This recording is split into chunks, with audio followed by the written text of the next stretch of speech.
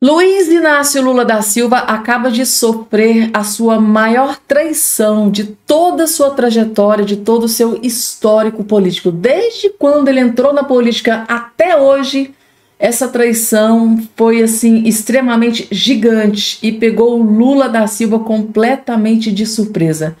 Bomba gigante acabou de explodir. Essa notícia foi confirmada direto de Brasília. E eu vou trazer todos os detalhes e destaques desta informação que pegou o Brasil inteiro de surpresa, principalmente o Lula e o PT. Vocês vão entender, é muito grave o que eu vou trazer aqui a partir de agora aqui para todos vocês. Além dessa, gente, outras várias informações, expulsão do cargo, tá? Eu vou trazer uma notícia urgentíssima sobre expulsão do cargo. Assim, gente, é uma notícia mais impactante que a outra que foi revelada aqui há poucos instantes. Eu já vou trazer atualizadíssima nesse vídeo aqui para todos vocês.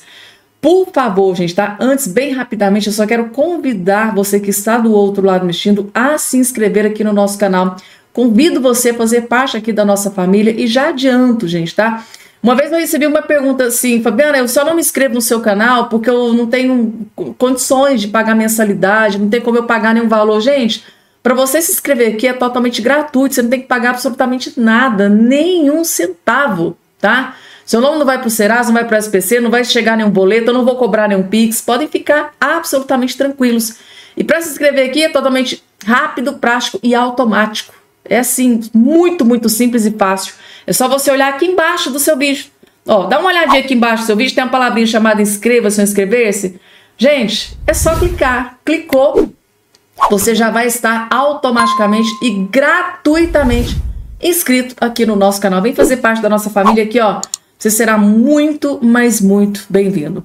Vamos lá, pessoal. A primeira informação que eu já vou trazer aqui agora na tela para todos. O próprio Bolsonaro, tá? Jair Messias Bolsonaro fez aqui essa postagem. Eu vou colocar aqui para vocês o vídeo e o comentário eu vou deixar por conta de vocês. Vejam só o que escreveu o Bolsonaro. Todos os artifícios legais estão sendo utilizados pelos advogados. E todas as mazelas desse julgamento, desde seu início, são mostrados ao povo. Hoje, mais um absurdo é exposto. Imparcialidade e tecnicidade segue mais uma violação ao processo legal cometida todos os dias. Aqui, gente, o Bolsonaro fez uma postagem, tá? Ele teve acesso aqui a um vídeo e ele decidiu revelar, mostrar para o Brasil inteiro. Afinal de contas, dá para confiar nesse julgamento que ele vai sofrer por alguns ministros do STF? Assistam esse vídeo e coloquem aqui embaixo a sua opinião, gente, tá? Eu vou colocar o vídeo e o comentário vai ser por conta de vocês. Vejam só.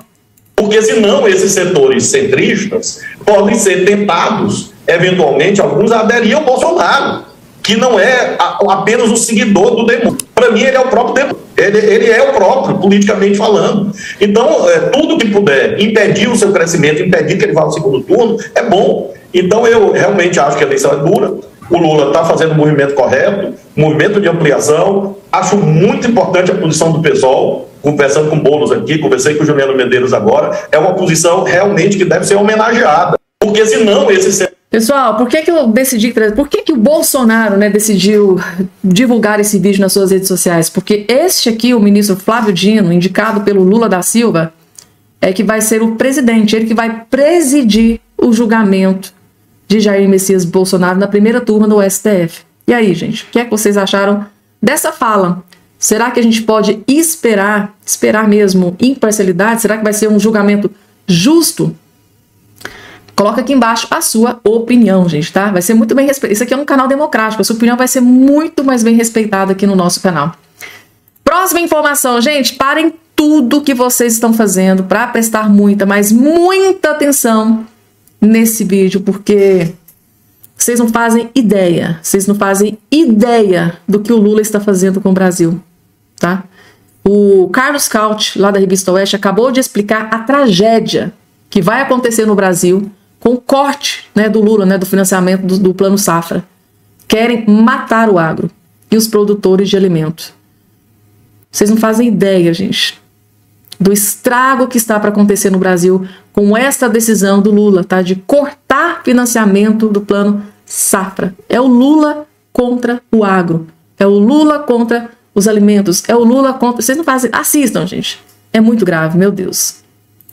Cauti. Uma tragédia. Se a gente tinha alguma dúvida que esse governo queria destruir o Brasil, agora temos a certeza. Porque o único setor muito produtivo, que ainda é competitivo a nível internacional e que garante um mínimo de bem-estar para 200 milhões de brasileiros é o agronegócio. Tirar o financiamento do Plano Safra para a fazenda significa condenar centenas ou milhares de empresas agrícolas à quebradeira, à falência. Essas empresas não vão sobreviver. Para o nosso público entender como funciona o Plano Safra, as fazendas, as empresas agrícolas que trabalham muitas vezes com margens apertadas, trabalham com problemas de logística sempre, trabalham com problemas climáticos, às vezes, com pragas, etc. Se elas pegarem dinheiro emprestado no banco, aos juros que estão no banco, essa taxa Selic, elas não aguentam, elas quebram no dia seguinte. Por isso que o governo, todos os anos, dá um dinheiro, um crédito subsidiado, que é esse Plano Safra, com juros mais baixos, para garantir que elas possam continuar existindo, continuar operando. Ou seja, teremos um problemaço no campo e no PIB do Brasil. Até perguntei para a Confederação Nacional da Agricultura uma nota, eles devem estar tão chocados com isso que ainda não conseguiram elaborar, estão trabalhando sobre isso, porque é algo gravíssimo isso que aconteceu. Moral da história, essas empresas que já estão quebrando, no passado tivemos um aumento de 500%, né, 500% na recuperação judicial de empresas do agronegócio. O governo está matando o agronegócio. E por quê? E o próprio secretário Serão escreveu isso nesse documento. Faltou dinheiro, acabou o dinheiro. E estamos no dia 20 de fevereiro, não aprovamos o orçamento de 2025, não é um vexame, é um escárnio da República, não tem dinheiro, vamos fazer o quê? Vamos acabar com o financiamento do único setor que ainda produz algo minimamente competitivo do Brasil, o agronegócio. Assim, se eles queriam reduzir o preço dos alimentos, estão fazendo exatamente o oposto, estão matando os produtores de alimentos. Então assim, além de serem claramente incompetentes, eles são perigosos, se não é um bando de perigosos que estão acabando com a economia brasileira, porque não são sequer capazes de aprovar o orçamento que deveria ser aprovado no final do ano passado. 2 meses de 25 e não sabemos nem quais serão as contas no final desse ano. Uma vergonha, esse governo é uma vergonha histórica para o Brasil. Amigos, eu estou fazendo um apelo urgente. O meu enfisema pulmonar piorou muito. Urgente. Da República não tem... Tá aí, gente, tá? Segundo o Carlos Cauti, né? Esse governo é uma vergonha com todas essas decisões que vem acontecendo. Aí o Lula, ele mexe, né, no orçamento de vários setores, né? Eu só não vejo o Lula mexendo no orçamento da Lei Rouanet. Engraçado, né? Os 16 milhões da Lei Rouanet estão lá intactos. Ninguém mexe. O Lula não fala em fazer cortes na Lei Rouanet, mas setores extremamente importantes para a sociedade, para a população, para o cidadão de bem em geral. Aí o Lula vai lá e toma uma decisão desastrosa como essa aqui, que vai atingir simplesmente o Brasil inteiro. Mas é tudo uma questão de prioridade. Isso porque esse é o governo do amor. Isso porque o Lula disse que ia vencer a presidência, tirar o Bolsonaro, porque era o governo do ódio, para vir o governo do amor, porque ele disse que ia acabar com a fome. O Lula disse que ia acabar com a fome no Brasil. Essa decisão que ele tomou aqui foi para acabar com a fome no Brasil. A inflação que está pela hora da morte, né? Os ovos teve um aumento absurdo, picanha. Então, preço, gente, picanha virou artigo de luxo, café virou artigo de luxo. Aí o Lula vem cá e toma uma decisão dessa aqui. Às vezes a impressão que eu tenho é que o Lula saiu da cadeia para se vingar do povo brasileiro, porque não tem outra explicação para o Lula estar querendo destruir o Brasil da forma que ele vem tentando destruir. Gente, tentando não, conseguiu, né? Porque é terrível o que ele está fazendo. É muita perversidade por parte do Lula em estar tomando esse tipo de decisão como ele vem tomando aí. Isso, Marco Aurélio, ex-ministro do STF, ele detonou o Supremo numa entrevista e ele foi categórico. Bolsonaro deveria ser julgado na primeira instância. Gente, todo mundo tá careca de saber que o STF não tem competência para julgar nem Bolsonaro, nem ninguém na trama do golpe, porque ninguém ali tem foro privilegiado. E o Ramagem, que hoje é deputado federal, na época dos fatos, ele não era parlamentar, ele não tinha foro, ele era diretor da BIM.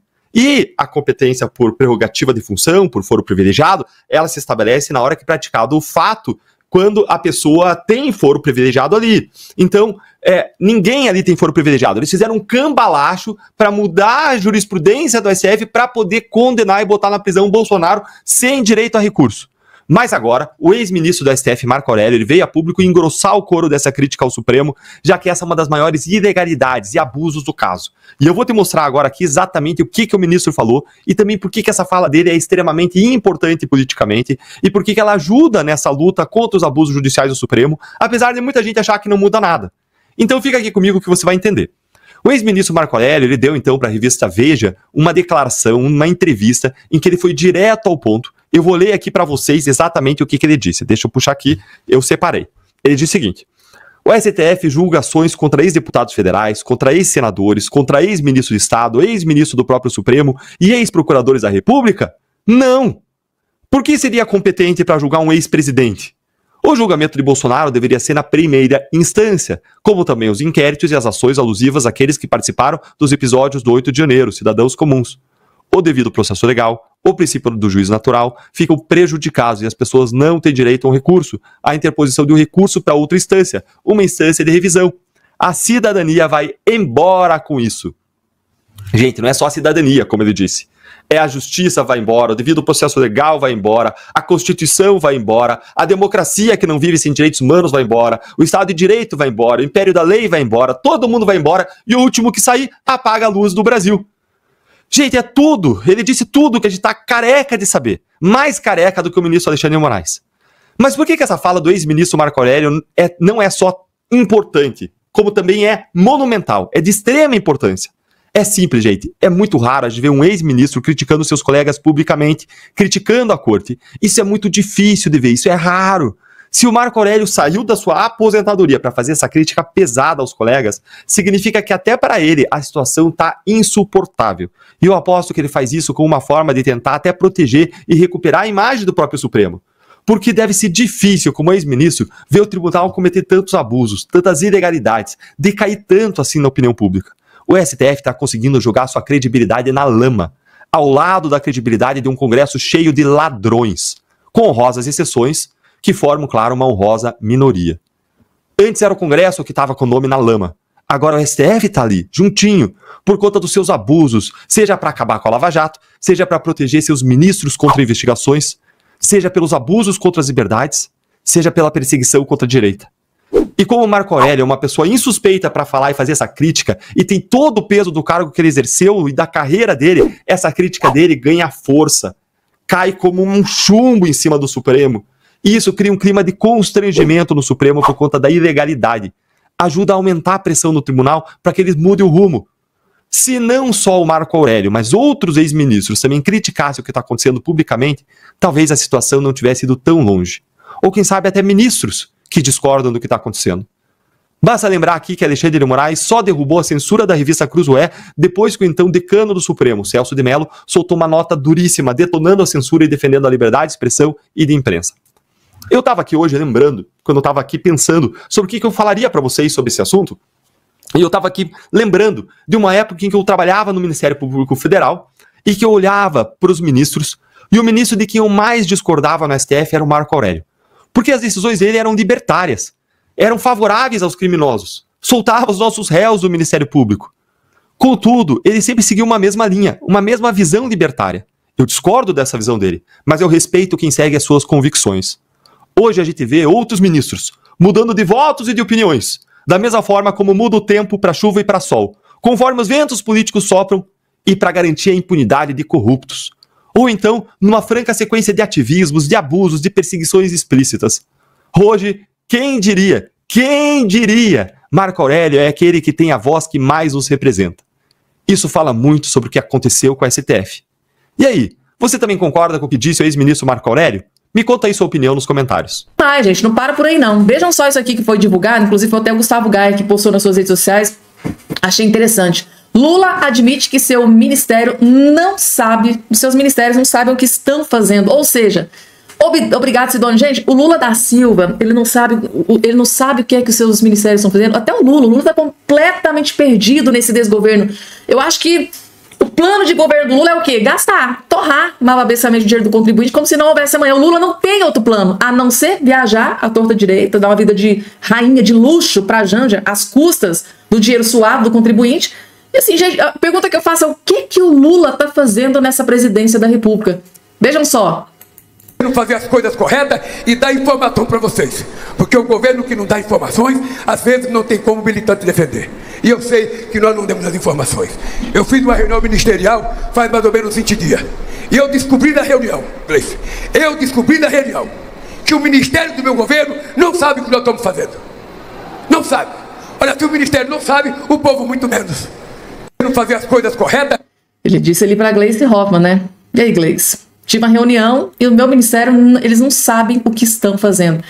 Gente, resumindo aqui para todos vocês, o povo brasileiro tá ferrado nas mãos do Lula e desse bando de ministros incompetentes. É um ministro mais incompetente que o outro. Por isso que ele quer fazer essa grande reforma ministerial. É um bando de incompetentes. E o Lula acabou de admitir que os ministros que ele escolheu para governar, para ajudar ele a governar o Brasil, não sabem nem o que estão fazendo.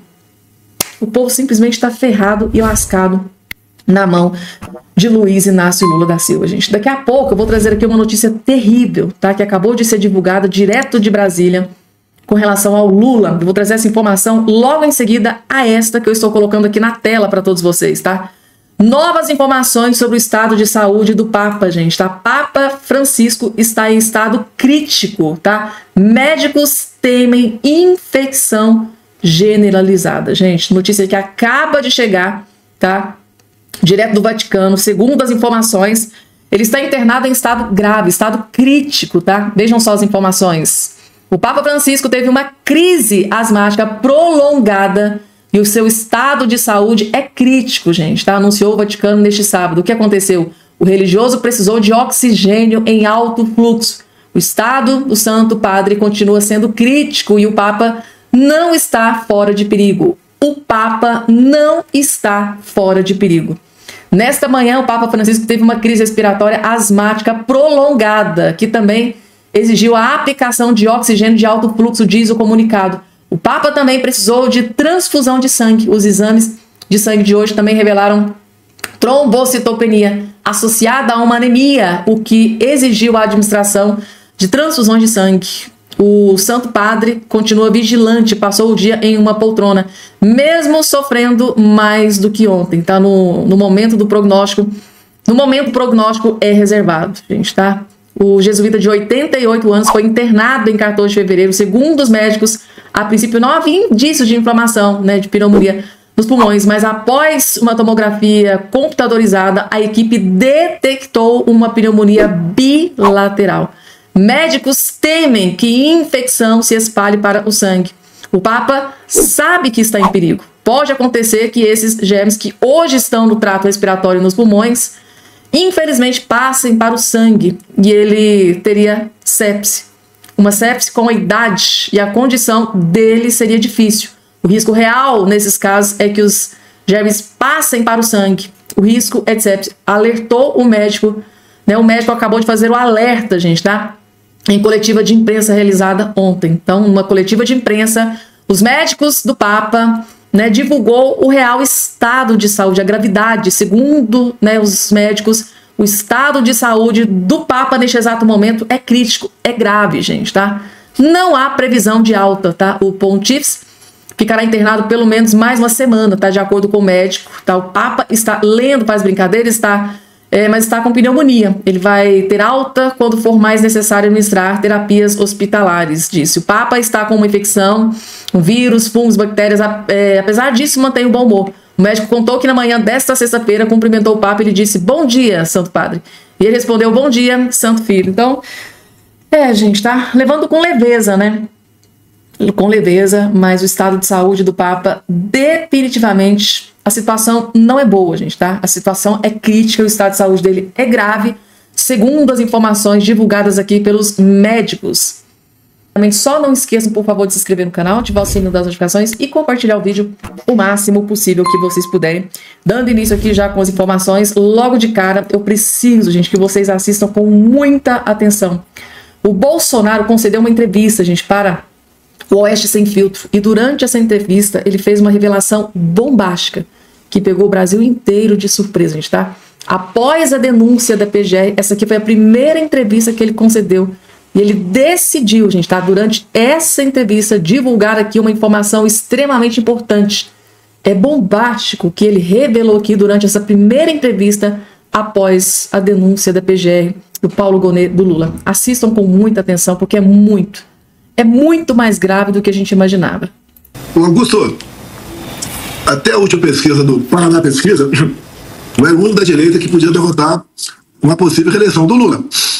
Nessa última, botaram o nome da Michelle lá. Não estou fazendo algo voltado para a família, não é isso. Até a Michelle fala abertamente para mim, olha, me esqueça para a possível candidatura do Executivo.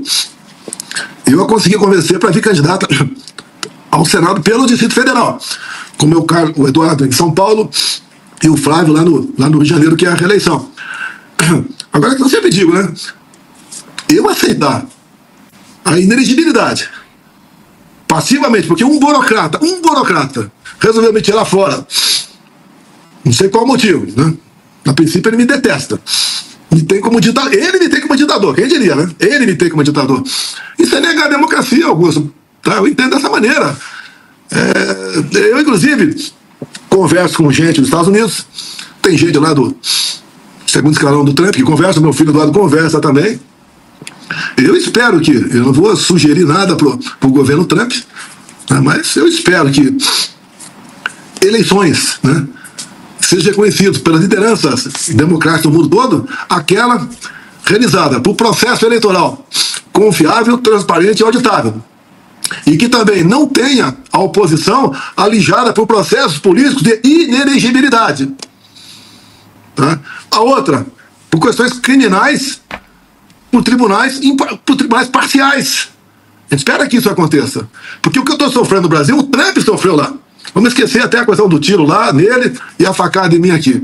Ele passou 4 anos sendo ameaçado de prisão.